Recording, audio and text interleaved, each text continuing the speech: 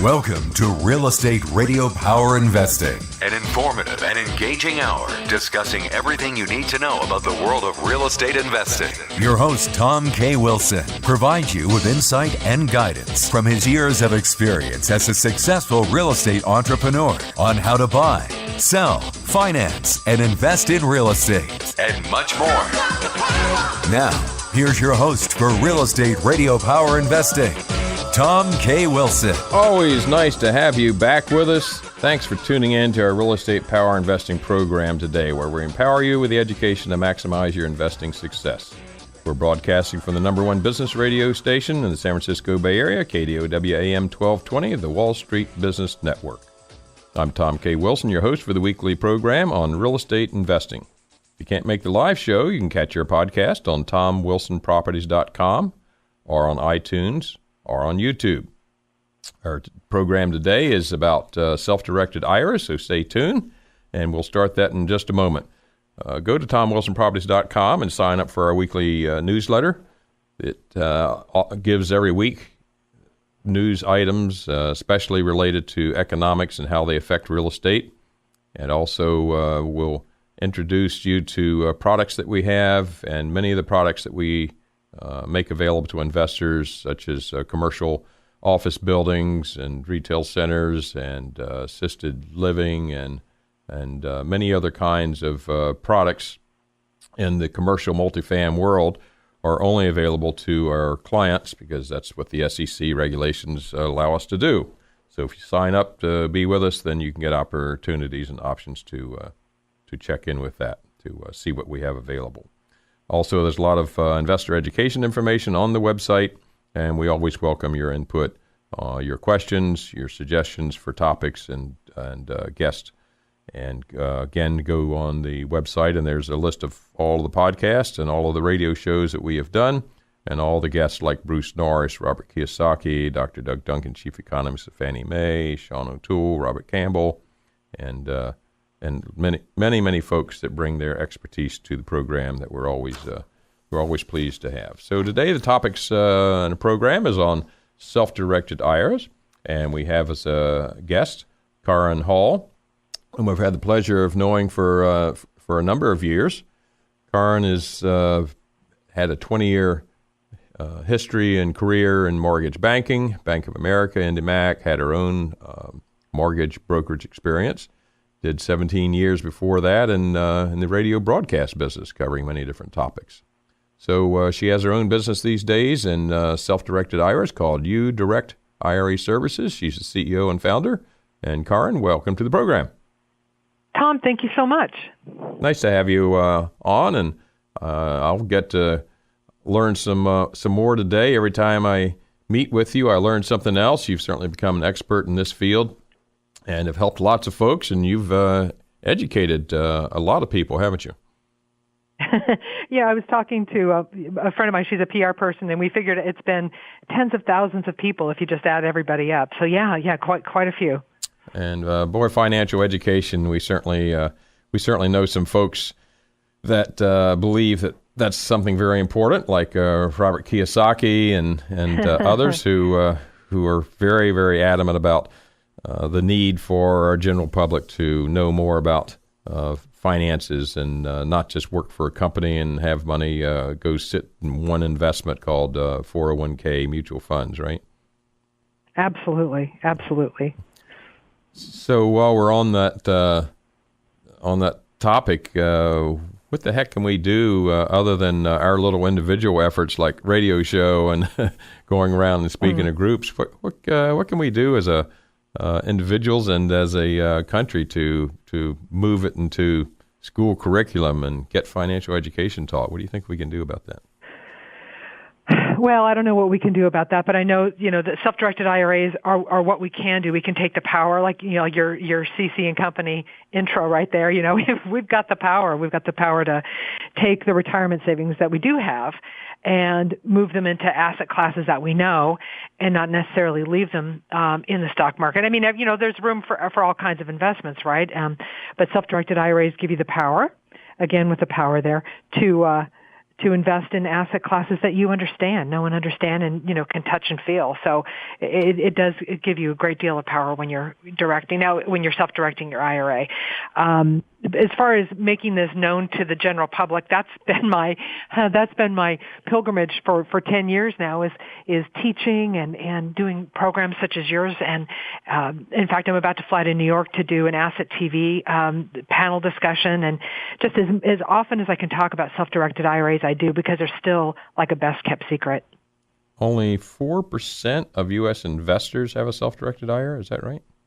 Something like that? Yeah, right. So about 4% of all the retirement money in America is invested in the alternative asset class, non-correlated assets not correlated to the stock market.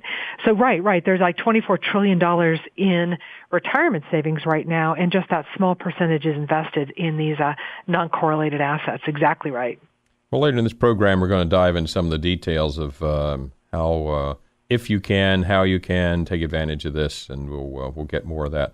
Kaaren, right now, tell us a little bit about your background and career, so folks know where your background experience is from and how you got to this crazy world. Okay. Well, I'd love to. Thank you. After spending, like you said, 17 years in radio, I made the logical move into real estate. I think all the folks I know of who are seriously into real estate and real estate investing, so forth, that was not their first career. It's almost always a later career. It seems to take us a while to wise up and figure out there's an easier way to make money. Well, amen to that. And that's kind of how it was for me. I was in the radio broadcasting area, and then a friend of mine said, "Look, I've got this property." She was working for a large property management company. She says, "Hey, I have a building. Do you want to be the property manager of it? Collect rents, clean the floors, that kind of thing." Oh yeah, guys, that sounds like fun. Rent. Yeah. Yeah. Well, I was in my 20s. I said, "Sure, let's do that." So, love to save the money, and so from there, I got my real estate license and worked while still on the air. Was doing that, property management, and got a real estate license, and just continued on from there. And then met the man that I married, and we became the trailing spouse, and we moved all over the place. So I stayed in. I got then into mortgage loan servicing. Was in mortgage loan servicing about 8 years. Got into mortgage loan origination later on, and did that for another 8 years. And now, 10 years ago, next month, I got into the self-directed IRA field, and it's been great. It's such a great opportunity to be able to teach people about what they can do to prepare for retirement. It's crazy, when you think about retirement, how unprepared we really are. Maybe we think we're prepared, but then we find out how many pensions are underfunded. I think Fresno County, what I was reading, is the only county in California with a fully funded pension. So just because you worked all your life at a job and you have a pension put aside doesn't mean it's necessarily going to be there for you, which is just crazy. I mean, that's not what we were led to believe, but that may be the case for some people. So when you can self-direct that money and invest in asset classes that you control and you understand, I think it just gives you, more power to make sure that you know where that money is going to be when you're ready for it. So we talked about a lot of folks not knowing what it's about. So, of course, you were in the industry that was involved in finance and so forth, but that alone isn't enough. What kind of exposed you? What planted the seeds to you, and what made you first aware of self-directed IRAs? Well, I think that the fact I was in the mortgage industry and I could see it plummeting, and knew that it was just time to get out. After that long, I could really see the handwriting on the wall. It wasn't too tough to see it in 2006 and 2007, and then came across the opportunity to work in this field, and it was just how things go, networking, and someone needed somebody to open an office, and I was in the right place at the right time, and so I did open an office for another company, worked there for a couple of years, and then branched out on my own to create uDirect, IRA Services. Had you been aware of self-directed IRA before this networking contact said, "Hey, can you help me out"? I hadn't been, and I was really surprised, especially as a previous mortgage lender, thinking, especially when I learned that an IRA can borrow money and that the loan wasn't made to the IRA. It was actually, the loan wasn't made to the person, it was made to the IRA. That was extremely surprising. So no, it was a big eye-opening experience for me. It really was. And yay, here we are, and self-directing ever since. Yeah. makes you wonder sometimes, when then so few people know about this, and you and I, there was a time when we didn't know about it, and you wonder, right. Gee, how many other things do I not know about that would be valuable for me? But this certainly is. Well, that's why we listen to your show, Tom. So bless you. Yes. There's no show I've done yet that I haven't learned something new.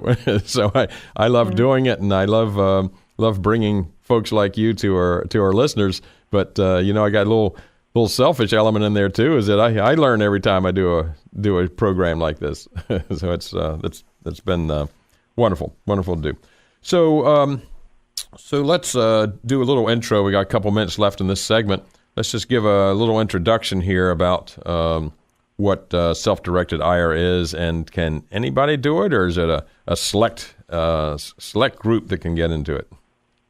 No, really, anyone can self-direct their IRA. What a self-directed IRA is, you're not going to find this written in the IRS tax code where it says, here's a self-directed IRA. It's simply that when IRAs were created in 74, went to effect in 75, the IRS said you can invest in anything except life insurance contracts and collectibles. So you've always been able to invest your IRAs in non-correlated assets, always. Okay. And so there isn't a special that I kind didn't of know. self-directed IRA. Yeah. An IRA is an IRA. Self-directing just means you're putting different assets in the IRA. And so the self-directed IRA term was coined, and you take it from there. But no, self-directed IRAs have been around since the very beginning, and people don't know about them. At the beginning, it seemed like only the real wealthy knew about them. But in 2009, when banks wouldn't lend money, I think people found out, hey, that was kind of a wake up call. Maybe there's some smarter places for me to put my money in. How can I do that, huh? Very much so, and there you go. And then that's when I formed uDirect IRA Services, and that's when the industry really took off. Mm-hmm. So before that, it was really just a cradle industry. It wasn't much until there was this increased need after the crash, huh? That's really true. Our industry boomed at that time. I think primarily, again, we were the access to capital. We still are, of course. The self-directed IRA industry is a huge access to capital, and people are taking advantage of it and boosting their own retirement as a result. Mm-hmm. And about how much money is in self-directed IRAs these days? Oh, well, I don't know precisely. I guess 4%, I guess, roughly of that big number you mentioned, right? Yeah, where's my calculator? Yeah. Our industry, we're putting together figures.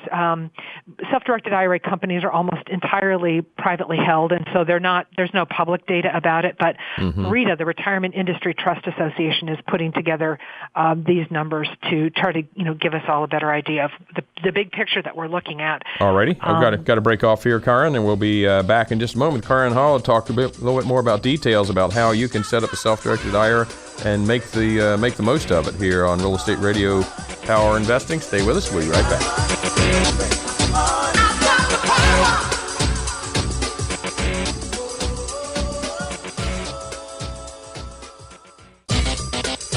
Welcome back to Real Estate Radio Power Investing. Streaming live on iHeart, TuneIn, and KDOW.biz. For more information on today's topic or guest, visit TomWilsonProperties.com. That's TomWilsonProperties.com. Again, your host for today's edition of Real Estate Radio Power Investing, Tom K. Wilson. I have the pleasure of having Kaaren Hall with us today on Real Estate Radio Power Investing, talking about self-directed IRAs.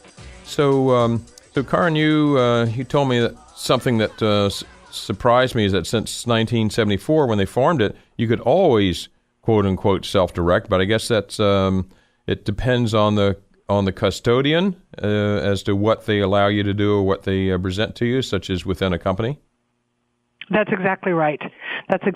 So having a self-directed IRA is a matter of, having a custodian that will custody non-correlated assets like real estate, like notes, like private placements, like precious metals, and more than that as well. Mm-hmm.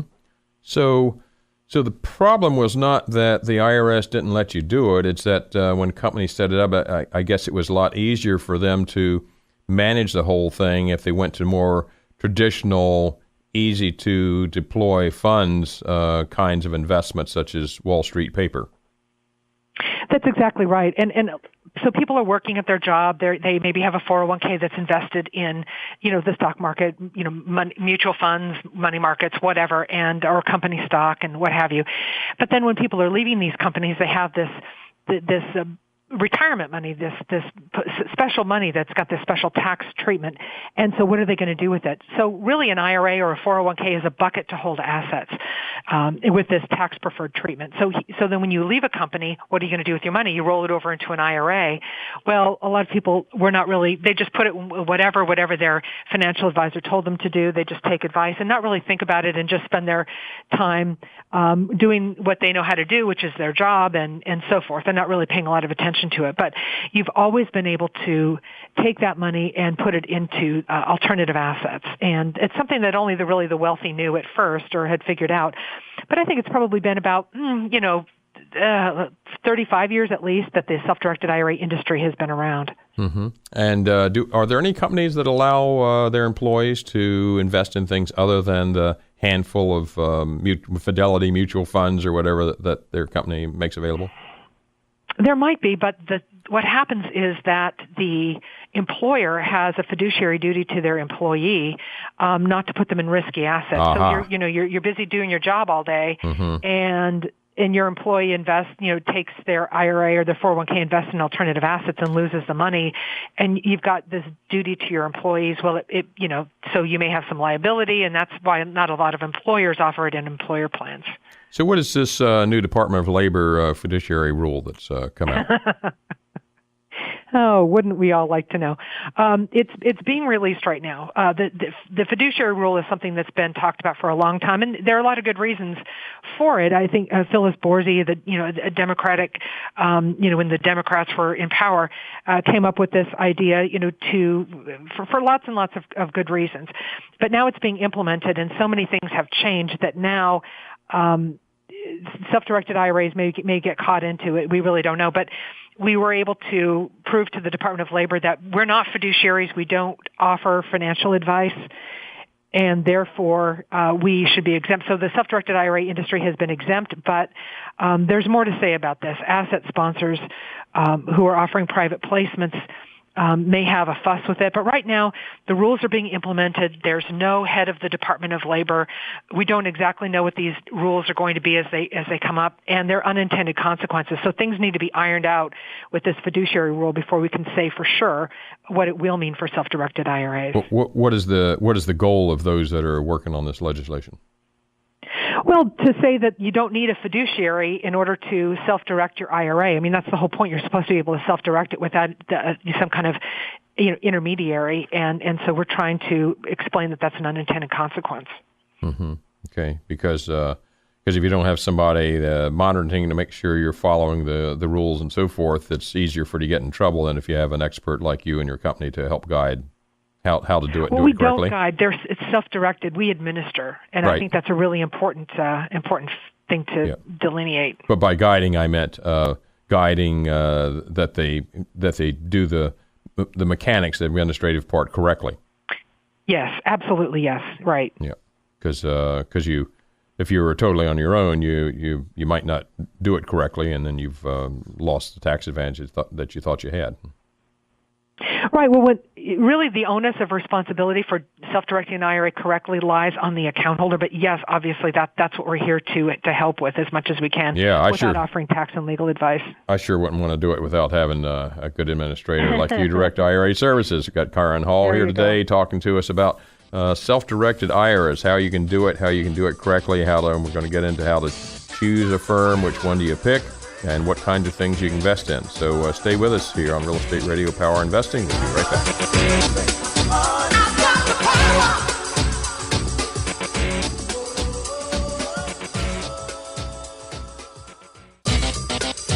Welcome back to Real Estate Radio Power Investing. Streaming live on iHeart, TuneIn, and KDOW.biz. For more information on today's topic or guest, visit TomWilsonProperties.com. That's TomWilsonProperties.com. Again, your host for today's edition of Real Estate Radio Power Investing, Tom K. Wilson. We have Kaaren Hall with us today talking about self-directed IRAs. He's the CEO and founder of uDirect IRA Services. Kaaren, So somebody leaves a company, or they've left and they've got a 401k sitting around. Instead of just transferring it over to any old IRA, they should go to self-directed to have most flexibility. Is the problem with once you're out on your own and you can decide where you want to go, do you have essentially the same problem that most IRAs that you move it over to are just going to have the same kinds of options available and more mutual funds, and you have to specifically go to a self-directed to do things beyond invest in things other than securities? Yeah. So when you leave the service of a company, you've got a 401k to roll over. If you wish to self-direct your IRA, then that's when a company like mine comes in handy. That's what we do. But before you do that, and previously you'd asked me who can self-direct their IRA, and the answer is really anybody. But you also need to understand, well, what are you going to do with your self-directed IRA? How are you going to invest it? Because when you send it over to us, that's great, but also you want to put that money to work. Instead of just sitting there as idle cash, you want to put that money to work so that you're investing and moving forward and have some idea of what asset class you wish to invest in. So most IRA companies that are not connected with an employer, are they just offering more securities, just like your company IRA did? And therefore, if you want to invest in real estate, you've got to go to someone who's self-directed? Right. So most typical IRAs are held and managed through financial advisors, and correlated assets, stock market-based assets are what's offered because that's what these people are licensed to provide. But if you wish to self-direct your IRA, you need to go correct to a specific, custodian or administrator who can offer this special kind of IRA and who will actually, provide the custody of the asset that you wish to invest in. Mm-hmm. It's pretty interesting. I think, traditionally, before a lot of financial advisors were fee-based, they were incentivized to promote products that they could get a commission from. So therefore, rarely did they promote real estate. And yet, if you look at the wealth in the United States over the years, the real estate and your own business have been the two predominant vehicles that people have accumulated wealth with. But you rarely would find a financial advisor doing that. Nowadays, I think we have a higher percentage, I don't know what percent it is, that are fee-based. I was speaking at a financial advisement group not long ago and asked them to raise their hands, and it was about 50% were doing fee-based option or strictly fee-based. And in that case, they were much more open to investing in different kinds of things. And in fact, they had invited me to speak because they knew that their clients were asking about investing in real estate, and they didn't know much of anything about real estate investing. so they didn't know how to advise their clients. So that's pretty interesting. All right, so then they can they come to you and set up, move their money, roll it over is the right term? Right. Well, they can contribute, from out of their checkbook. There's contribution limits. They can do an IRA to IRA transfer, or they can roll over a previous employer plan. So that's how that works. Mm-hmm. And how much can they contribute? Contribution limits are based on your income, your account type, and your age. So those are three factors. So you want to discuss that with your tax advisor before you make a contribution, mostly so that they know if you're doing it. Then if you get to write it off on your taxes, you want them to know. Sometimes if it's like a SEP, a simplified employment plan, you'll need your advisor to calculate how much you can contribute. So it's something that you discuss with your tax advisor. Alrighty. We also have the contribution limits on our website. Okay. We have Kaaren Hall with us today talking about self-directed IRAs. She's the CEO and CEO and founder of uDirect IRA Services, and we'll talk a little bit more about the kinds of things you invest in when we come back right after the break. Stay tuned on KDOW at 12:20 a.m., the Wall Street Business Network.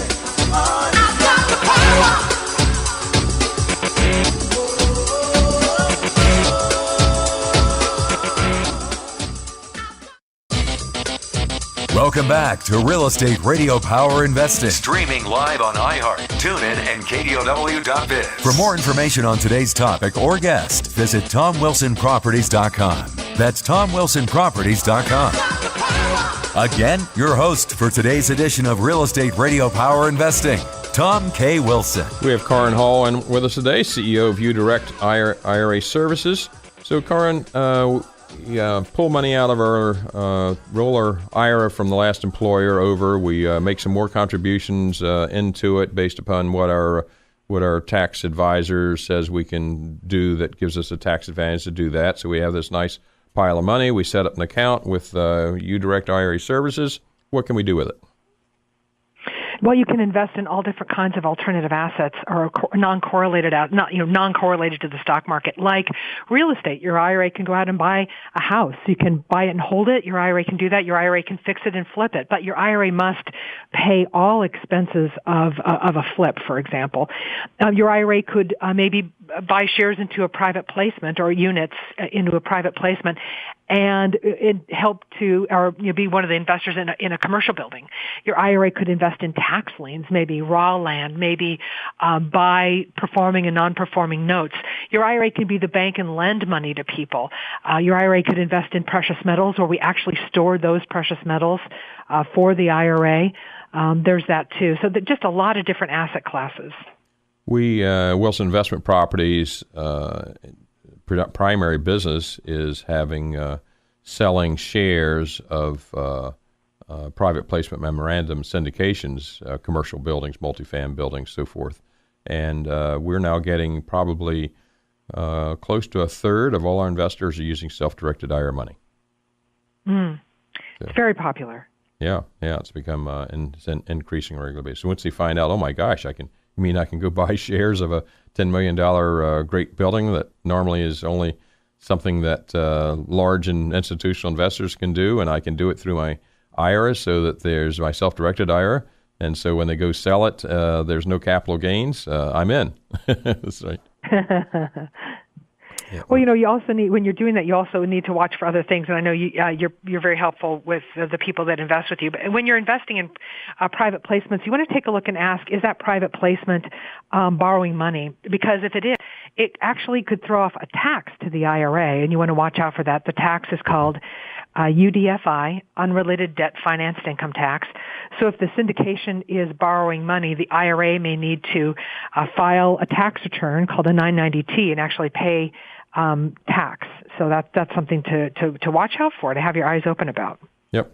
And we used to do leverage some, but it's not usually very very high. And we find that most investors find that it's still advantageous to use a self-directed IRA to invest rather than straight out of some other non-IRA account. What can you not invest in? It's nice. The IRS's list of what you can invest in is pretty short. It's life insurance contracts and it's collectibles. There you go. But also, your IRA is not going to be a shareholder or an owner of an S corporation, not because the IRS says so, but because S corporations don't allow non-human entities to be members or shareholders. So other than that, those are really the three things your IRA is not going to be investing in. Okay. What about talk about family members and so forth who can combine funds and or benefit from what you're investing in? Talk about those restrictions. Right. Yeah, there are rules. There are definitely rules about self-directed IRA investing. So some people are allowed, and some other people are disallowed to the IRA. So the people who are allowed are your disallowed people. The people you can't invest with are your lineal ascendants and descendants, your parents and grandparents and their spouses, right? Then you and your spouse, your children, your grandchildren, and their spouses are disallowed to the IRA. So also a business partner, like a 50-50 business partner, is disallowed, and anybody offering services to the plan. So your IRA doesn't invest with those people. But your IRA can invest with people out to the sides on your family tree, like your aunts and uncles, your cousins, your brothers and sisters. Those people are allowed, and the IRA can invest with those individuals. So what you mean is if as far as, for example, your parents need a loan, you can't use an IRA to give them a loan, or your daughter, right?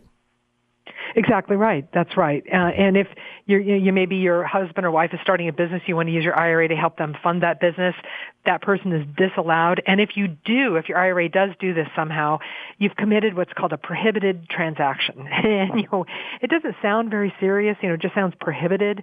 But the truth of it is it is quite serious. And if your IRA commits a prohibited transaction, it can cause it to no longer be considered an IRA. Now suddenly it's like money you just earned, and you get to pay income tax and perhaps also penalties for committing a prohibited transaction. So you need to take that very seriously and know the self-directed IRA rules. And that's where uDirect IRA Services comes in. They can help guide you in where you can put your money and where you shouldn't, so you don't get in trouble, right? Exactly. When someone calls us and they start talking to us about, this is what they want to do, they want to open a self-directed IRA, we're going to ask them, well, tell us about the asset that you're looking to invest in. That's really important. We want to hear the story. What are they looking to do? Who's involved? And if we think it's a prohibited transaction, we can say, hey, look, it seems like this could be a prohibited transaction. You might want, and maybe they'll have to go deep and get an attorney opinion letter, or maybe it's just a blatant prohibited transaction. We'll try to steer them from that. But there's certain things that you can invest in. Could you invest in your self-directed IRA and somebody else's self-directed IRA, and you invest in, say, a house flip, and then you both get the split at the end, or not? Right. Well, you can partner. Sure. Your IRA and someone else's IRA, your IRA and someone else's cash can partner. In fact, you can even partner with a disallowed person as long as you fund concurrently. So yes, you can absolutely partner. And in that case, whatever your pro rata share is, say, for example, it's a 50-50 split or a 60-40 split, you're going to take, your IRA will take its share of the proceeds and pay its share of the expenses. Because again, all expenses of IRA-owned assets have to be paid for by the IRA. Mm-hmm. So so there are restrictions and certain things you have to be careful about, like anything that's government regulated. But there's a tremendous amount of flexibility and a lot more things that you can do than things that you can't do. So Kaaren will be back with us in just a moment after the break and do a little summary. We'll let you know how you can get in touch with her for more information and possibly to set up your own self-directed IRA to ask her some questions. Stay with us on Real Estate Radio Power Investing on KDOW 1220 AM, Wall Street Business Network.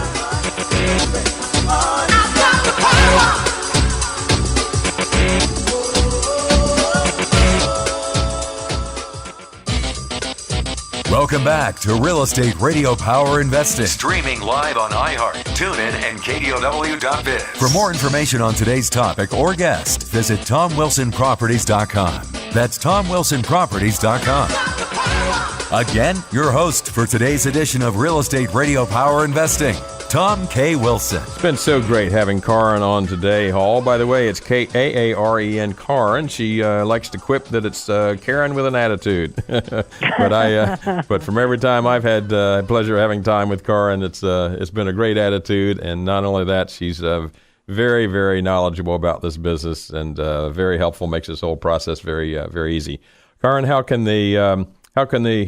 what's your website? And if someone wants to get more information and talk to you, how do they reach you? Right. Well, the best way is our website, and that's the letter U, uDirectIRA.com. And, info@uDirectIRA.com if you'd like to send us an email. And there you go. That's the best way to get a hold of us. Okay. So can you, where you happen to be located? Where's your main office or facility? Main office is in Irvine, California, and we've got a little office in Tustin. And so, we're here in Orange County, California. But we have account holders in every state in the union. Every state. We are all over every state. And you've been around 10 years? 10 years. Well, yeah, I've been in the industry 10 years. uDirect has been around 8. And there you go. Good. So can you give a little summary here of why self-direct and why folks should give you a call? Right. Well, I do, and you self-direct because you want to take control of your financial future. That's my belief, and that's what we're doing. And in order to self-direct, it's really a 3-step process. The first step is you open an account. Pretty straightforward. You fill out some paperwork. The second step is you fund that account, either by contributing, by transferring the money over, or by doing a rollover of a previous employer plan. So after you've opened and after you've funded the account, then you can invest. So you find the asset. It's not you who's the investor. It's the custodian for the benefit of the IRA. That's the name of the investor. You give us the supporting documentation for your investment, which would be the contract, like a note or an offer to purchase or something like that. You give us a direction of investment letter, which is a simple form to fill out, and we review that. Then you fund, you record if it's real estate, you get your keys, your tenants move in, and they make their checks payable to the custodian for the benefit of your IRA, and you are off to the races. You have self-directed your IRA right there. And whether it's real estate or notes or, again, precious metals or private stock or, private placements, so many different asset classes you can choose from. But do your homework, do your due diligence. Make sure that the people that you're investing with are in the up and up. Do all the homework you can up front before you invest, and you should have a pretty good experience. Fantastic. And like any investment, first of all, it should be a good investment. So just because you got some IRA funds that give you self-directed IRA that have a tax advantage or anything else like that, first and foremost, it's got to be a good investment. So, Kaaren, thank you so much for being on today. I think it's given us a nice education about self-directed IRA, and go give her a call and set something up. And if you have questions, get hold of her. This is Real Estate Radio Power Investing. Thanks for being on with us today. Remember to go to TomWilsonProperties.com and sign up for our newsletter. It also gives you access to commercial and multifam syndications that you can invest in for using your self-directed IRA funds for $50,000 a share, and invest in properties that normally are only limited to large institutional investors. So sign up for that newsletter, and we look forward to seeing you on future programs. Kaaren, thank you again for being with us today, and remember, the only thing that matters is what you do next.